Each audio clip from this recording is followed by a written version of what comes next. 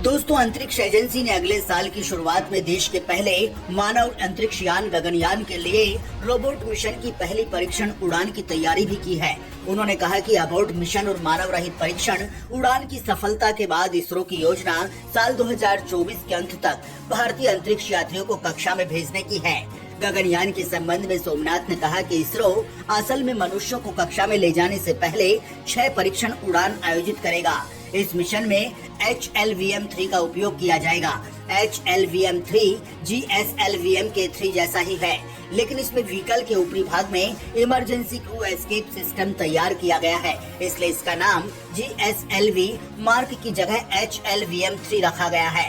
Crew escape system के ठीक नीचे OM यानी ऑर्बिटल मॉड्यूल होगा। इस ऑर्बिटल मॉड्यूल में 2 भाग होंगे, जिसमें ऊपरी भाग में क्रू मॉड्यूल और निचले भाग में सर्विस मॉड्यूल होगा।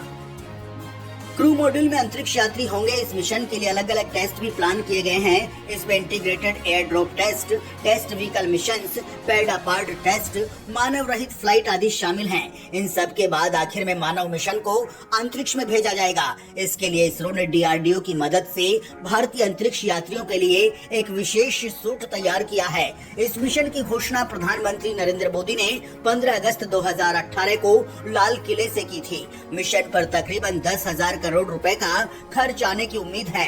भारतीय एस्ट्रोनॉट्स करीब 7 दिन तक पृथ्वी के लोअर ऑर्बिट का चक्कर लगाएंगे। इनकी ट्रेनिंग के लिए इसरो ने रूस की अंतरिक्ष एजेंसी ग्लावकास्मोस से समझौता किया है।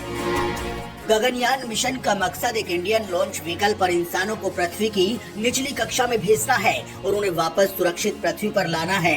इस तरह से देश स्पेस सेक्टर में अपनी क्षमता को प्रदर्शित करना चाहता है।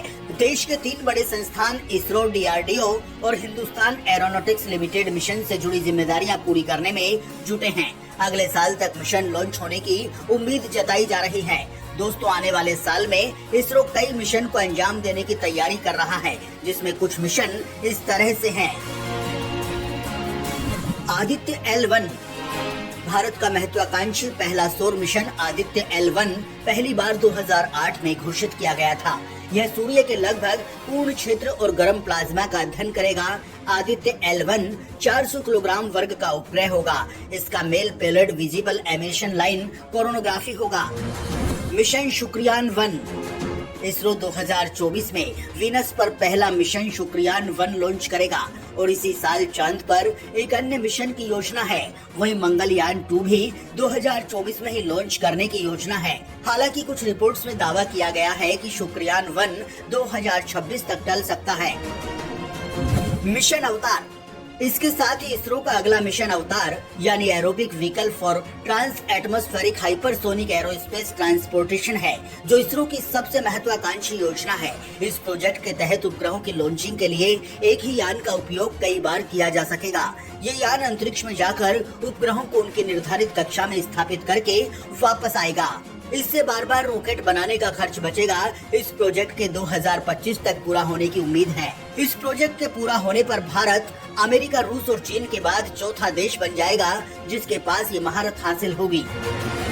भारत का space station ISRO Gaganyaan mission के बाद भारत का स्पेस स्टेशन बनाने की योजना पर काम कर रहा है। साल 2030 तक स्पेस स्टेशन लॉन्च करने की तैयारी की जाएगी।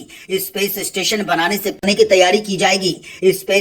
बनाने से पहले जरूरी है अंतरिक्ष में 2 उपग्रहों के आपस में जोड़ने की क्षमता हासिल की जाए। इसे कहते हैं स्पेस डॉकिंग एक्सपेरिमेंट। ये बेहद जटिल प्रयोग होगा। इससे इसरो वैज्ञानिकों को यह पता चलेगा कि वो अपने स्पेस स्टेशन में ईंधन पहुंचा पाएंगे, वहीं अंतरिक्ष यात्रियों और अन्य जरूरी वस्तुएं पहुंचा पाएंगे या नहीं। स्पेडेक्स के तहत 2 स्पेसक्राफ्ट 2025 तक PSLV रॉकेट से छोड़े जाएंगे। इस प्रयोग में रोबोटिक आर्म एक्सपेरिमेंट भी